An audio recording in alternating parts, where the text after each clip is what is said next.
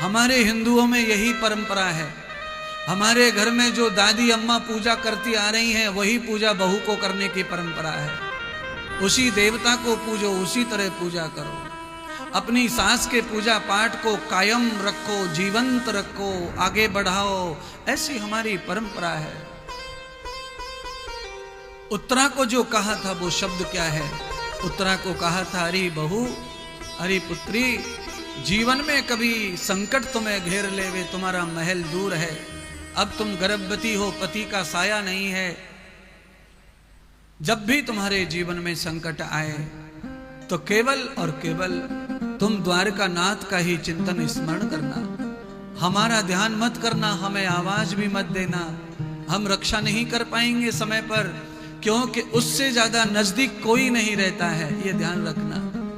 आप एक ही बिस्तर पे सोते हैं, मान लो आप एक ही बिस्तर पे सोते हैं पति और पत्नी, तो भी पति पत्नी में से एक को रात में लकवा हो जाता है और बिल्कुल बिस्तर पर सोया हुआ पार्टनर रोक नहीं पाता।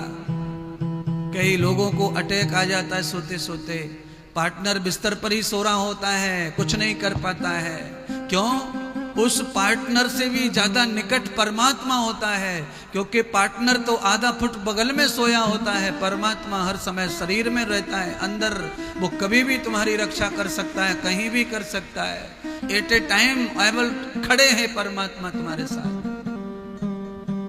प्यार करने वाला पति चूक जाएगा, प्यार करने वाली पत्नी चूक जाएगी, चाह कर भी नहीं कर पाएंगे मदद कभी कभी, पर परमात्मा कभी नहीं चूकता। चूकता कौन है? परमात्मा से सेवा लेने वाला भगत चूकता है। हमसे चूक होती है, हमसे भूल होती है, इसीलिए परमात्मा का लाभ हम पूरा उठा नहीं पाते।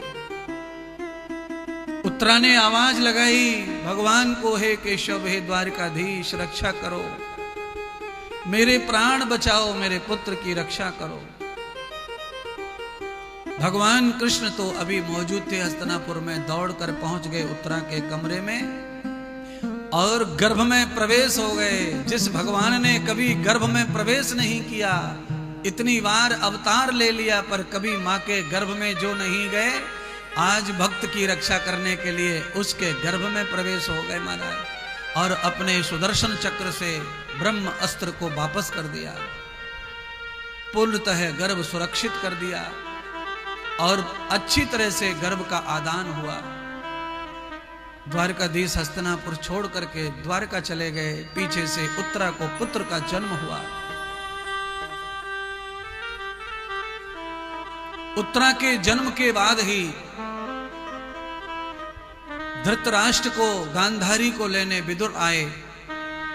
विदुर और गांधारी को लेके चले गए बद्रीनाथ। कहते हैं जंगल में अचानक आग लगने के कारण ये तीनों प्राणी समाप्त हो गए। उसके बाद नारद जी ने कहा मैत्रेय ऋषि से, अरे मैत्रेय गार्गी, पांडवों को संदेश लेकर मैं गया। ये अपवीति कथा नारद सुना रहे हैं।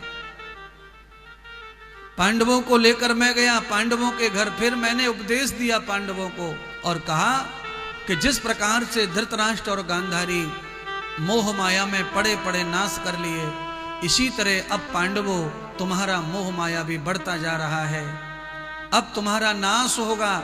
नहीं तो ऐसा करो कि तुम्हारा परीक्षित पुत्र बड़ा हो गया है, उसको राज्य सौंप दो और हिमालय जाकर के अब प्रायश्चित करो। मैं सबको बताना चाहता हूं, जितने बुजुर्ग हैं, 51 वर्ष के बाद की जो आयु है वो प्रायश्चित के लिए है, मौज मस्ती के लिए नहीं है। 51 वर्ष में भी तुम्हें अपने आप को जवानी लगती हो कि जवान है अभी तो 60 साल पे सुधर जाओ।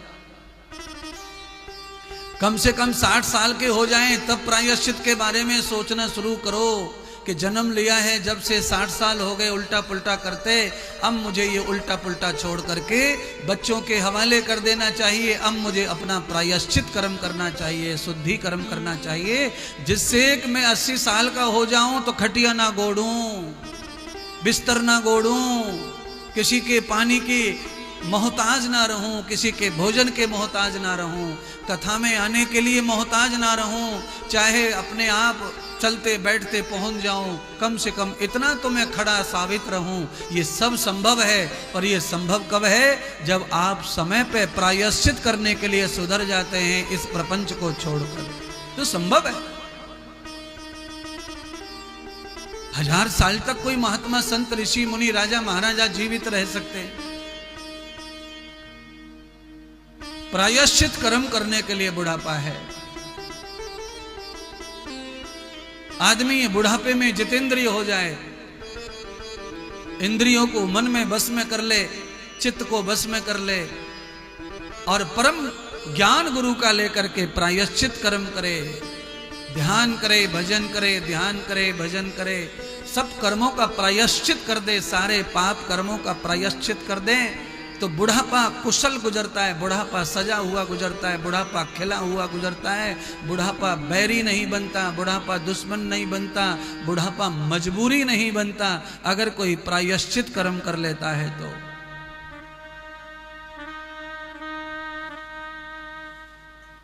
लोग क्या करते हैं, घुटना काम नहीं दे रहा, कमर काम नहीं दे रही, तो भी नहा धो करके दुकान पे जाके पधर जाते हैं गणेश की तरह।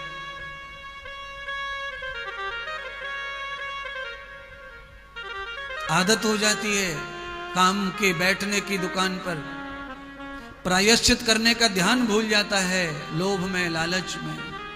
अंग खराब होते जा रहे हैं, शरीर संग नहीं दे रहा है, तो भी वो मोह खत्म नहीं हो रहा है। उससे क्या होता है? बुढ़ापा बिगड़ता है।